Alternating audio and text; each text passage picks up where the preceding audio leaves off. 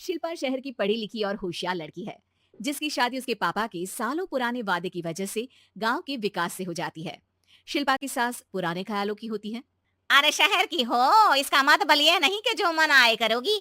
घर के कुछ नियम है जो तुम्हें भी मानने पड़ेंगे। हाँ। मम्मी, मुझे रीति रिवाज से कोई दिक्कत नहीं है, पर ऐसे नियम जिनका कोई मतलब ना बने, वो तो गलत है। हाय, देखो तो। अरे घर आए एक दिन पूरा नहीं हुआ और सास से जुबान लड़ाना भी शुरू। नहीं हो, बहू हो, अपनी हद में रहना सीख लो। इतने हाँ। में विकास भी वहां आ जाता है।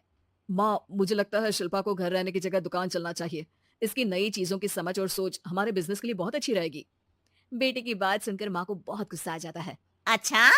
अरे बीवी के आते ही तेरे तो सुर बदल गए। अगर ये दुकान जाने लगी तो गांव में क्या इज्जत रह जाएगी हमारी है। लोग क्या कहेंगे। ये कहीं नहीं जाएंगे बस। हाँ। माँ के आगे और कुछ बोले बिना विकास वहां से चला जाता है और सास शिल्पा को घर के कामों में लगा देती है। उसी रात विकास और शिल्पा साथ बैठकर बातें कर रहे होते हैं। मम्मी ऐसा क्यों सोचती हैं कि औरतें कुछ नहीं कर सकती, और उन्हें लोगों की इतनी चिंता क्यों है? पापा की डेथ के बाद माँ ने दुकान संभालने की कोशिश की थी, पर लोगों ने उल्टी सीधी बातें सुनाकर उनका आत्मविश्वास इतना गिरा दिया कि वो कुछ कर ही नहीं पाई और सोचने लगी कि शायद औरतें ये सब कर ही नहीं सकती। इसलिए उनसे भी नहीं हुआ। लोगों की यही तो दिक्कत है, उन्हें अपने से ज्यादा दूसरे की जिंदगी में स्वाद आता है। वैसे लोग जिनसे डरते हैं ना, उन्हें ही तोड़ने की कोशिश करते हैं। आप फिक्र मत करो, मम्मी की सोच बदलने का तरीका है मेरे पास। शिल्पा अपनी सास की सोच बदलने और लोग क्या कहेंगे के डर को खत्म करने की जद्दोजहद में जुट जाती है। मम्मी आपको पता है, गीता बबीता, अरे जिनके ऊपर दंगल फिल्म भी बनी है, मैं फिल्म बिल में नहीं देखती। हाँ। वो हरियाणा की लड़कियां हैं, दोनों रेसलर हैं। उन्होंने जब ये शुरू किया था ना, तो लोगों ने बहुत बातें बनाई, बुरा भला बोला, मजाक भी बनाया, लेकिन उन्होंने ना किसी की सुनी, ना अपने ऊपर से विश्वास खोया और ना ही हार मानी। और देखो आज किस मुकाम पर है। अरे तो ये सब मुझे क्यों सुना रही है। हाँ। नहीं नहीं, बस ऐसे ही, हमें अपने आसपास की खबरें तो रखनी चाहिए ना। ऐसा कहकर शिल्पा अपनी सास को सोच में डालकर वहां से चली जाती है।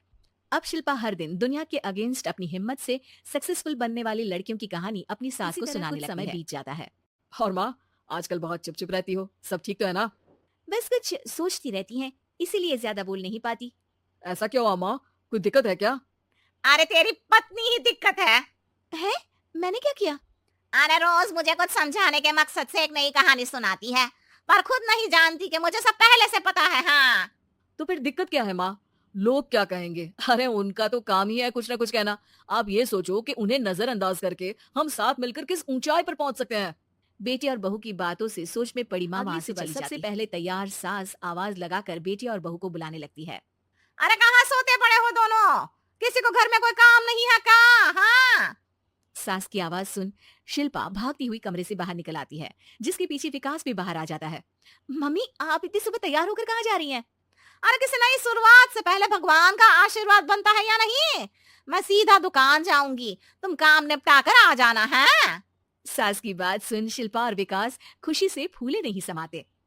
ये हुई ना मेरी माँ वाली बात।